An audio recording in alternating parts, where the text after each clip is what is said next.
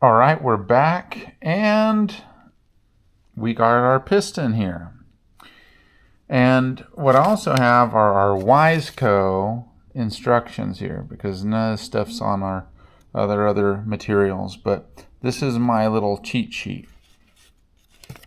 If you recall, while we were waiting on parts, we set our ring end gap for our piston rings. We're going to double check not the ring end gap, but when we get to that point, we're going to check and make sure we don't have any burrs on it.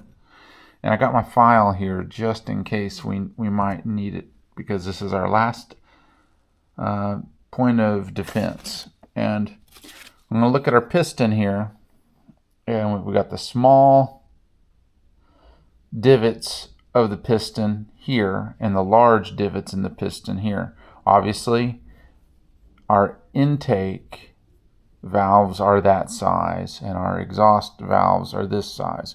So this is the direction that we're going to refer to as being the front of the engine. So for our own reference, we can go like so. All right. So that's our front of our engine. And why do I have it facing that way? It's because of this map here, which might be a little bit difficult to see, but it's showing this is the front of the engine. So what are we going to see here? Oil rail top gap here, oil ring expander gap, and our oil rail bottom gap, second compression ring or bottom, and top compression ring. So what I'm going to do real quick is I'm going to put our rings from our kit out here as such. Here's our expander ring, our top and bottom compression rings here. And we're going to start laying this sucker out. Some people don't like how I do this, but that's fine. Something that we're going to have to show is, and it might be very difficult for you to see, but right now how I have this oriented is upside down, because this is little crinkly lines, but the tops need to come together, but they can't overlap in any way, shape, or form. So what I do is I get the ring in place, I push it down on the piston, and I get them to meet. And I usually get my magnifying glass or magnifying feature on my phone and confirm that I have it on there correctly. Then I place the bottom expander ring, or not expander, bottom oil rail is what it's called. I'm just putting some oil on this because we need to have some initial oil on this part. And while I'm getting oily, I'm also going to put some on the piston in different places here. It's going to become a mess. That's why I put some new paper towels down. One for, cleanliness, and two, just to absorb the excess oil. So with the engine faced that direction, the oil ring expander would be facing us, because the exhaust valves are on the front of the engine. So these, both the expander oil ring, the oil expander, man, it's been a heck of a day today, so I follow it. When I get tired, my speech is one of the first things to go, and I apologize to the viewer for that. But away she goes sometimes. So if you can see it here, I've expanded it.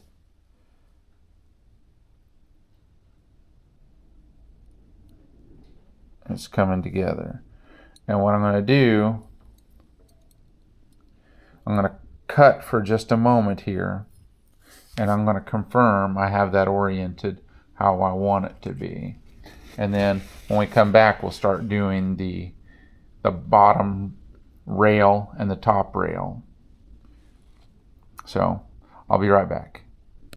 All right, we're back, and I confirmed that. I'm going to try to zoom in on this as much as I can. And you can kind of see, and you can freeze it if you want to. I don't know how well it's zooming in on that. But we'll just say that we don't want it overlapping. We want these two peak points on the rail to meet like this. We don't want them like this, like that. We want them touching just like so. So this can be a real pain, and it's just like any of this other things. You don't want to force it. These oil rails, they only go, well, there is no really top or bottom to these. So we're in good shape on placing them. And this is one of those deals where it takes me quite some time sometimes to get these in there right. Again, these are very flexible. And if you recall, this would be probably about our 2 o'clock, 1:30, 2 o'clock position. If we're looking at this being the top and this being 3 o'clock. So, somewhere in that range. And this is on the bottom side of the oil ring expander. So I'm going to go ahead and get the back side into place. And through this process, you don't want to push it. You don't want to get crazy, because if you force it, it will come back to bite you. And we don't need that. Let's see here. Yeah, that's appropriate. I'm just kind of getting it. And the way I like to do it, and it's not always right, I like to just work it into place. And again, forgive me, but I'm focusing on getting this in here right. Always, always, always forgive if you hear the background sounds. I'm not using, obviously, my microphone, but there is a storm of epic proportion. Well, it's not really a storm. It's just like a front that is coming in, and the wind is blowing 30 miles an hour consistent out of the northwest, and it is something to be spoken of. Okay, double checking here. I put some oil on the top one. Pretty good, and I'm just being ever so aware that we don't have an overlap here. We cannot have an overlap, and it's looking good. So if this is our position for the bottom, which we have it in place, over here at our 10 to 11 o'clock position would be where the top goes. And you can see I oiled it. And so these have a lot of flex to them, and these can get kind of stuck. These can get kind of stuck in the compression ring gap, or so we don't want to do that. So I'm just kind of walking it down. Okay.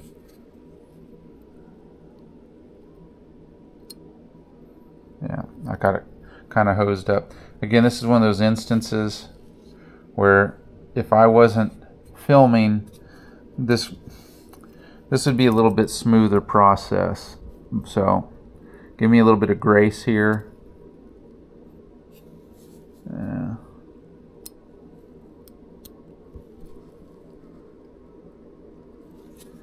A little bit of grace. And this is where things get really tight in here, and I might have to go back and redo this a time or two for it to get where it needs to be. And the last rings to go in that, ooh, that's feeling and that's looking real good. Maybe it was the camera pressure that I needed.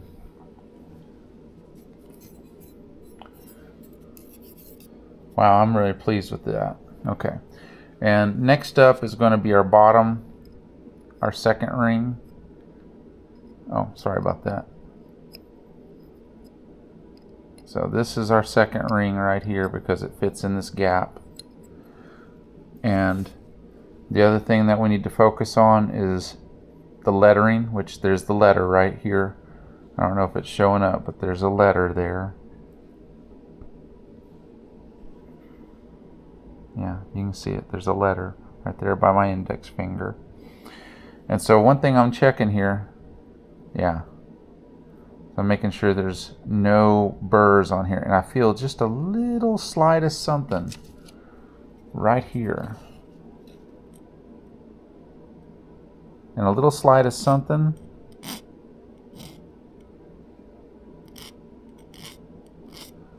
is not what we want. Oh yeah. Real quick, I'm going to just set this guy here. Just going to wipe that back off. And that's why we check. Because I can feel just a little something right there.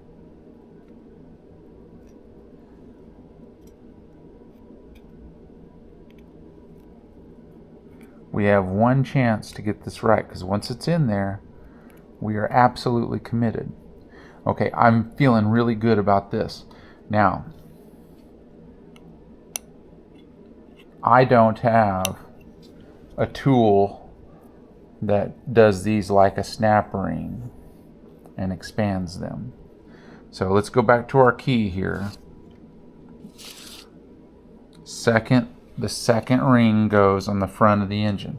Our arrow is right here. So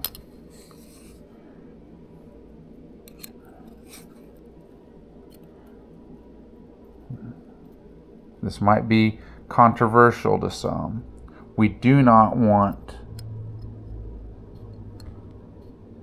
to overdo this, and I know, again, this is where filming becomes a secondary operation to what's happening here.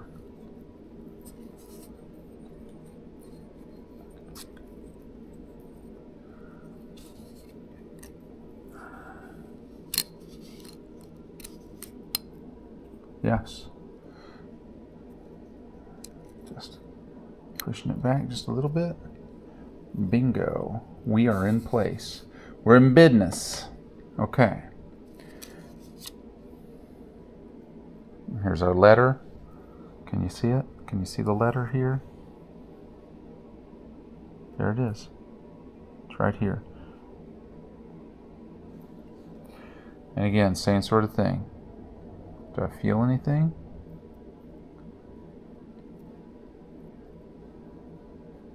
No. Put a little bit of oil.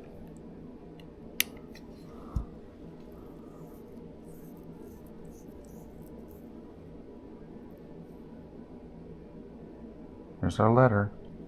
And that goes at the back of the engine. Over here, top ring. Okay.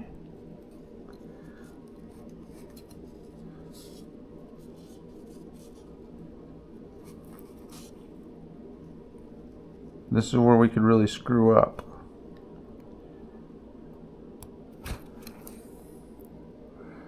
An actual engine builder might be ripping me right now, and that's fine. Go right ahead.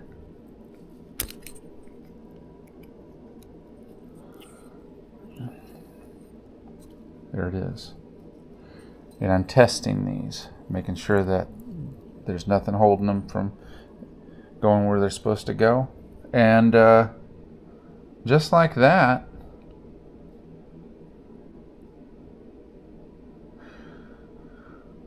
we're in good shape. Okay, the other thing that comes with the piston is our wrist pin.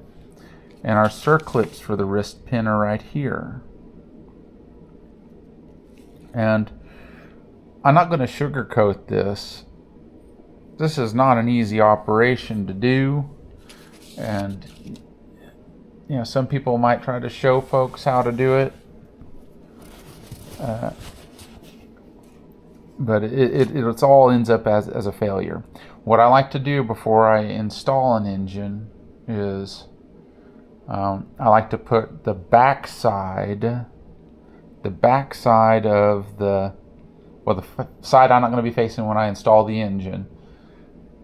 I like to put the wrist pin circlip, the piston circlip, that circlip on that side. We're going to be facing the clutch side case cover, or the clutch side, when we install this. So this side, here's our exhaust, is going to be facing to our right.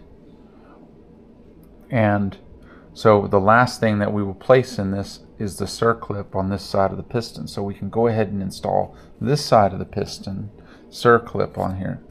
And I might make a couple of attempts here.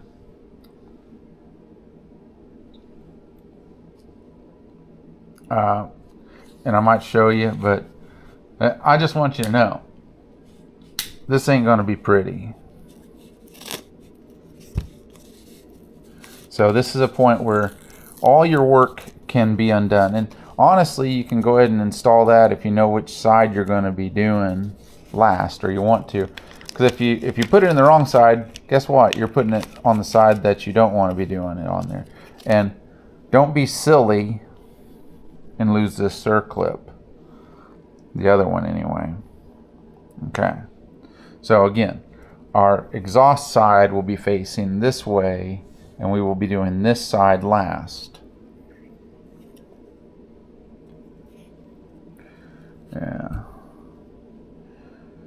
One thing that we have here is we have our slot here.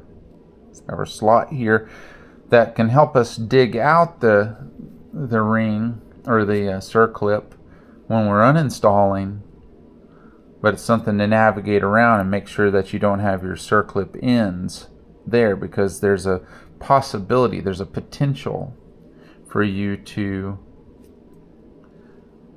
be open to it potentially slipping out, and we don't want that to happen. So I'm a gorilla, and this isn't going to go in, this probably isn't going to go in right the first time. Again, we're trying not to mess up our rings, and quite honestly, like I said before, we could install this before we messed with our rings, and if you're not careful, this thing can go into orbit, because it's like a spring. Yeah, and it would have if I wouldn't have held it on there.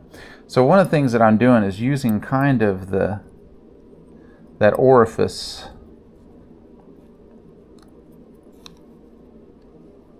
as a place to compress it, to close it together. And I don't know if that's showing up very good or not. Here, I'm going to, again, one of those things where it makes it kind of an inconvenience. It's filming. I've got to touch my screen occasionally for it to come on, and I know I could probably turn it on to where it's on all the time. But I don't want that when I'm out hooning around. Oh, is your camera on? Well, I see this, blah, blah, blah. Well, I don't want you to see that. Okay. So we're really close, and you can see that this piece is wanting to back out on me. And, you know, you might be a little bit tempted to use something hard and sharp to shove this thing around. And you can do that. You can, but you don't want to gouge. So one of the tools that I use, and I'm going to keep my finger over the plug hole. Now, I'm going to set it down like this. I'm going to open this wrist pin. Again, I'm being careful not to slice across it. I'm being a little reckless is what I'm doing.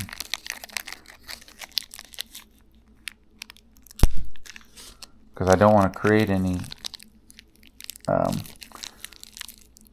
places to catch or do anything of that like. And you'll see what I'm getting at, I think.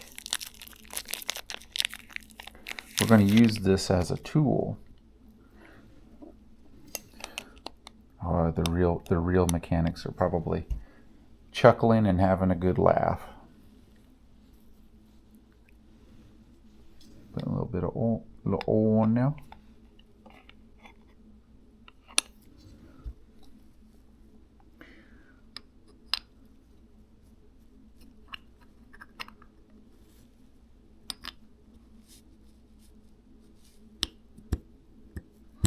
Really tight gap in that area. And one thing that I'm showing you here is, I'm gonna grab my, God, I'm getting oil all over my knife. That's tragic. That's tragic. You guys are enjoying it. One thing I'm doing here, I'm going to push. We are not installing this piston tonight onto the connecting rod. We're going to save that for our top end. So one of the things I'm doing here is I'm just trying to shove. It's not letting me. I got it too far in there. Yeah, it's wanted. Oh, I pushed it in too far. Okay. Yeah. We got a little greedy with our bite.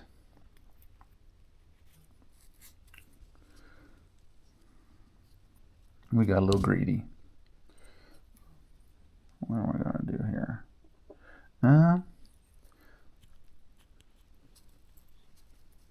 Yeah, I went into the oil gallery. Okay.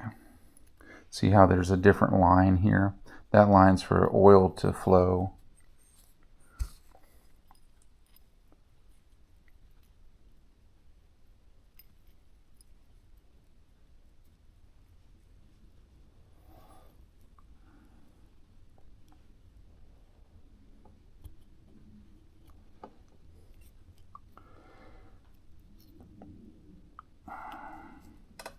These things hold an incredible amount of tension on them. Yeah, it popped out.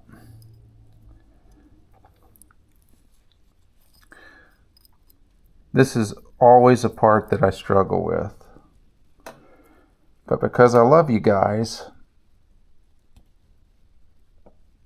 I'm willing to show and expose my struggles.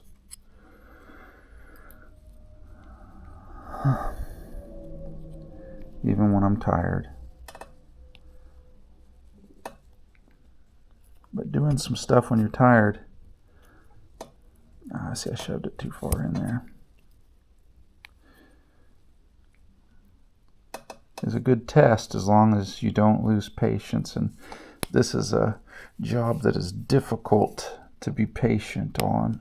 Oh, I doggone near got it. I doggone near got it.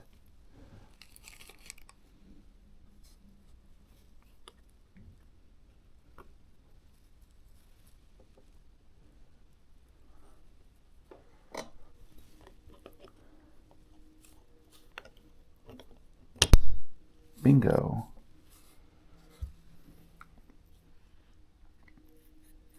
And so we've got this side in there, and I'm going to go ahead and seat it from this other side. And this can be looked at as unconventional, but we're in good shape there. So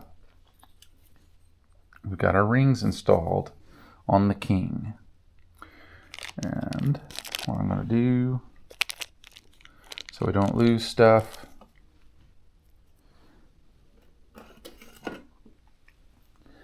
I'm going to put this